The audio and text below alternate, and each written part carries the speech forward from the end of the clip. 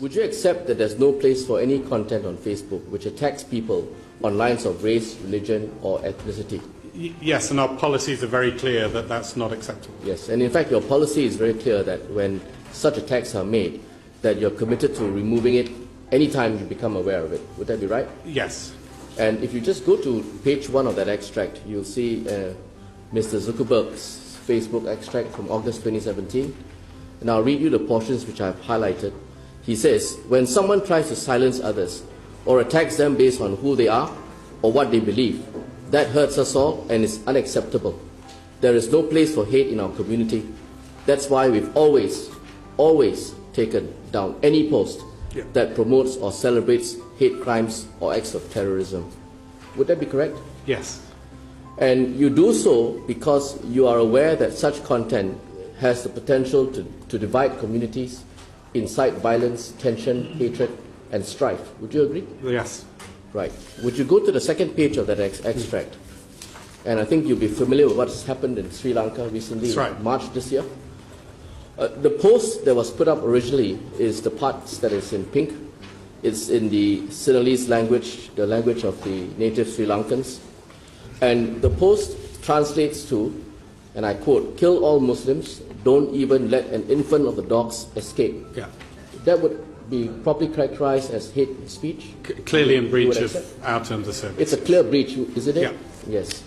And it was then put up at a time when there was significant tensions between the people in Sri Lanka and Muslims, causing damage to property, deaths even, riots, damage to mosques, and eventually it resulted in the Sri Lankan government declaring a state of emergency in Sri Lanka. Yes. Would you agree? Yes. And would you agree that in the context of that kind of tensions occurring in Sri Lanka, putting up such a post would invariably travel far, divide those tensions or stress those tensions even more, and divide the community? Yes, that's high priority content for us to remove. Yes. If you just look at the page, it was then pointed out by a user, one of your users on Facebook, and subsequently picked up by one Harin Fernando, who was the communications minister of Sri Lanka at that time. Why is it that Facebook has refused to take it down? The comment should be down. If it's not down, it should be. What I'm seeing in this is there are two possible reasons why the content was not taken down at the time. One is that simple error on the part of the person who looked at it. Let me just stop you there. You go over the page of that second document and you will see the response by Facebook when you were asked to take it down. And it says, "Thank you for the report, you did the right thing. We've looked over the post." So it was no mistake, Mr. Allen. And it says, "It doesn't go against one of our specific community standards." Yeah, that was a mistake, though. I just want to be clear that somebody has made a mistake in the review. Mr. Allen, this is a very serious, egregious mistake. Would you agree? I agree, yes. It goes completely against your own policy. That's right. To take down immediately. Yeah.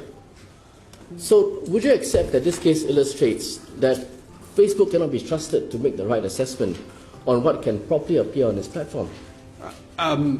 No. So we make mistakes.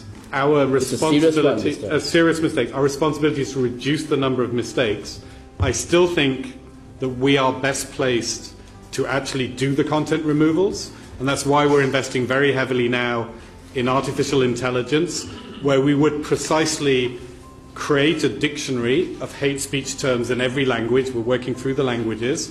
The best way to resolve this is a dictionary of hate speech terms in Sinhalese that gets surfaced to a Sinhalese-speaking reviewer who can make sure that we do the job properly. Well, Mr. Allen, in this case, whilst one excuse might be that your users or your reviewers don't understand Sinhalese, I mean, you have the communications minister of Sri Lanka telling you that this is hate speech and to take it down. And you review it, your people review it, you said hundreds of thousands of people review it, but they don't seem to it. No, and as an employee of Facebook, I'm ashamed that things like this happen, and they do and they shouldn't. Thank you, Mr.